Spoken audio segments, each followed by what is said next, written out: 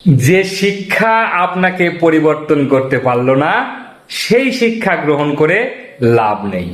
আমরা শুনেছি মায়ের পায়ের নিচে সন্তানের বেহেশত। কোথায় গেল আজকে সেই শিক্ষা?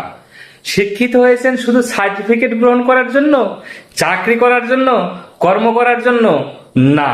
শিক্ষিত হতে হবে আপনাকে পরিবর্তন করার জন্য, আপনার ভেতরের গুণাবলী পরিবর্তন করার জন্য। বলছিলাম, রাজধানীর মিরপুরে ৭৫ বছর বয়সী এক মা তার বাসায় অবহেলায় মৃত্যুবরণ করেছে। তার লাশে পোকা ধরে গেছে, তার লাশ গলে গেছে, অর্ধগলিত হয়ে গেছে। অথচ তার এক ছেলে যুগ্ম সচিব, শুনেছি আর এক ছেলে প্রকৌশল বিশ্ববিদ্যালয়ের শিক্ষক, আর এক মেয়ে একটি স্কুলে শিক্ষকতা করে। এত শিক্ষিত সন্তান আপনাকে দেখভাল করলো না। এসব সন্তানেরা সঠিক শিক্ষায় শিক্ষিত না, তারা শুধু কর্মের জন্য, সার্টিফিকেটের জন্য শিক্ষা গ্রহণ করেছে।